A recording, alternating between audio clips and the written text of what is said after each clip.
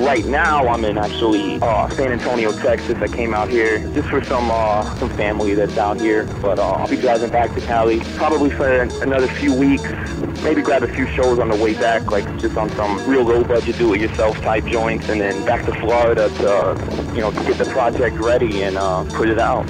So you're in Texas right now, but you're really like been in Cali and working in Cali. So yeah, for the past few months. The project, you're recording it there, and then you're gonna mix it back. Is that what you're doing? Yeah. We're just getting the main bulk done out there, because when you're working with a producer and when you're working with him, it's not like just somebody sends you a beat and you rap on it. Like, when you're working with somebody, it takes time. You're throwing out ideas constantly. You're switching this up, you're switching that up, and of course, working with a good producer like Sabino, he's showing me how to manipulate different ways to record my voice. And yeah, we definitely getting all the recording done out there, and then like the whole mixing and all that stuff back home, because you can do that anywhere, really. Yep. All right. So now you are signed, correct?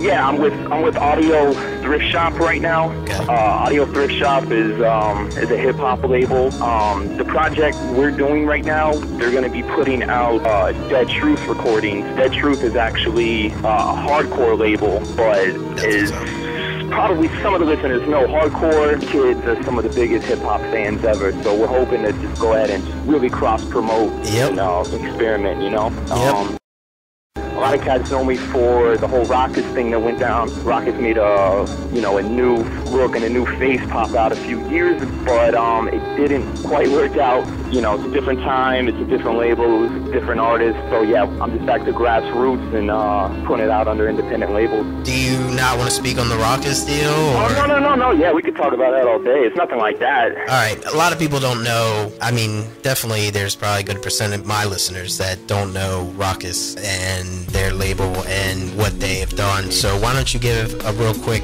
sum up of history of Raucus? Yeah, the history I can say personally, Raucus was a major heavyweight back in mid-90s to late 90s, a New York-based hip-hop label that really found some of the most just groundbreaking artists ever. They put out Mos Def and Talib's first LP, which was under Black Star. They had like Cold Flow, Company Flow, when LP was just rapping for Peanuts. They put out like early Eminems. They had a lot of artists that wouldn't have broken through unless Raucus put them out, and they just started a whole movement back in the late 90s and kind of merged into a bigger pool of labels, and some artists got lost, and they had a lot of legal problems, and they eventually, I think, shut down in the early 2000s, like 2003 or so, and then they reamped just 2 years ago, and we're grabbing artists left and right as myself, and we're pushing us as the new face, but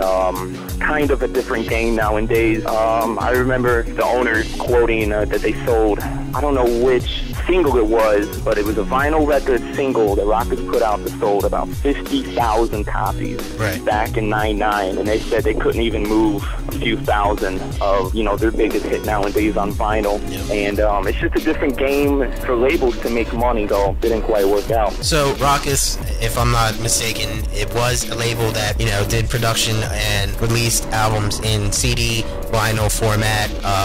I don't think I ever saw a cassette from Raucus, but when the early 2000 thing happened, that is when they stopped doing production, and now, from what I know, they're a digital label only. They do only digital releases. Is that how it works? Right now, man, they're pretty much closed up. Like, they're not putting out any new releases.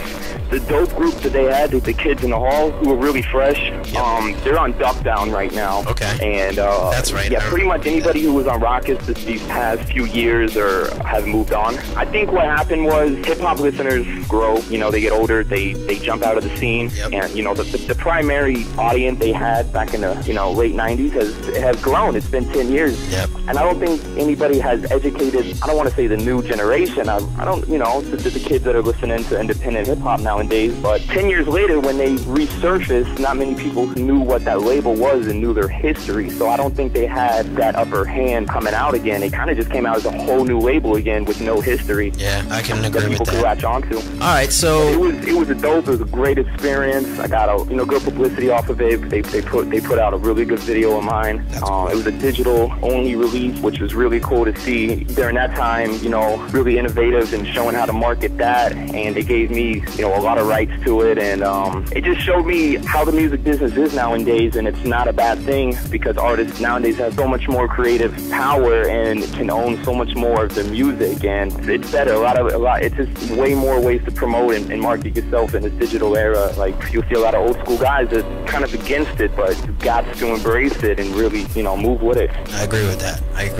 So let's take a step back, and why don't you give us a brief history of yourself? Like, tell us everything that you released, when you released it, if it was on a label or not, and so on and so forth to this day. I started out always, putting out little mixes and getting feedback, and then, just networking, and I put out like the Analog CD. Analog was the LP title, and in 06 under the current label, Audio Thrift Shop, and it was back then when we were still doing CDs that had Saran wrap, and we put them in stores and we were selling them, and it was going great. Showed out for a few years to push that and still market that and do shows, and then I was recording kind of on a DL, just recording new tracks that ended up being the Gray Area, which was the LP the Rockets put out in 2008. So we ran with that for a while. I just recently put out a 5-track EP with the live band by the name of Music. They're super, super sick band. They're huge in the b-boy scene. They play like at all the major b-boy events. They've been overseas. These guys do this for a living. So I got them on some real dope hip-hop, boom-bap, live band stuff. And we put out an EP called Kill the Radio. All of the stuff, you can find it online on iTunes, and you can find physical copies if you get on my website still. So and then we're just pressing up some new songs right now. We're hopefully going to put out in a short time. Okay, so now you already told them where they can find your stuff. Why don't you tell them, pretty much everywhere they can check you out and find your music and so on and so forth? Yeah, definitely check out protomanmusic.com. You can find me on all the social networks, Twitter, Protomania.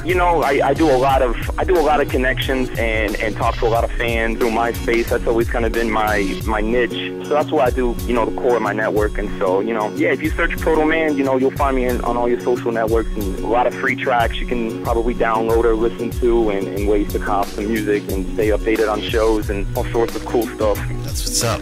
What would you say is the difference between hip-hop and rap? Well, I'm definitely have to quote KRS when it's, rap is something you do, hip-hop is something you live. And I didn't really understand that until, I looked at me and my friends, and this is hip-hop. Like, this is what we do. It's something that's in us, that's manifested, and rap is something you do. Rap is the art of just rapping, is just rhyming words, putting it on a beat. But you can be standing still and be hip-hop and non-verbal, or with no action, and you just kind of you just put off that persona and that aura that you're down with the culture, and it's history, and what it's all about, and it's unity and having fun with a little bit of love mixed in it. I feel that. I really feel that. That's one of the best answers I've had to date. So what's your opinion on hip-hop or rap that, is going on today, as far as, the money makers, the people that are on the Billboard charts and doing commercials and advertisements and whatnot? What's your opinion on it? It's looking up to me. Like, I see a lot of cool artists out where I'm like looking for them, It's not as saturated and watered down as I think it was back a few years ago. I think it's getting a little bit more technical. Skills are coming kind of back into place. Right. As far as getting the niche, like, it's relying a lot back on the fashion, kind of how things were back in the 80s and 90s, and it kind of seems like we've ran out of ideas, like no idea is original, and that's why this whole hipster reoccurrence has elevated, and it seems we're kind of just reusing the past to relive what's now. But I think people have just got to just break down barriers and, not be afraid to get rejected or to look a certain way or to make music a certain way, because the cats that are breaking through right now and are breaking down that barriers are grabbing grabbing on hold of huge fan bases that haven't been tapped in. I mean, basically, you cannot be a rapper nowadays with a fitted hat and a dope flow and sell the record. Like, it's just not gonna cut it. And it kind of stinks because I'm not saying them cats don't got skills. You know, skills are making good tracks, but you just need something else, bro. You need a niche, whether it's real, whether it's fake, whether it's a gimmick. You just need something that's unorthodox, that's unordinary, and that's just new. And it has to reflect your music as well as, you know, your appearance. I agree. Well, that pretty much wraps up the interview. You got anything to say to the people, you know, since you have the platform right now, before you go, that you don't feel you've already expressed or said already? Not much, man. Just, you know, be yourself, do yourself. Like, it's a crazy time living in right now. It is the future, man. Like, I don't know if you remember back in Back to the Future Part 2, but yeah, the scene was 2015, you know? Like, we're there, you know? It's coming, and we gotta act like it. We gotta move forward and push ahead and evolve, and, you know, just live in it now. Don't look back and just have fun, you know? Yeah, man. I'm still waiting for my hoverboard. Yeah, seriously, yo. I swear, if I ever get a couple $100K in the bank, first thing I'm buying is a DeLorean. I seen you with the pictures online. But yo, DJ Z, anybody who's peeped this interview, hit me up, protomanmusic.com, and say you heard the interview, and I'll send you some free tracks or something cool like that. There you go. Word, man. Yo, I appreciate you doing the interview. Hopefully it'll draw some attention to you.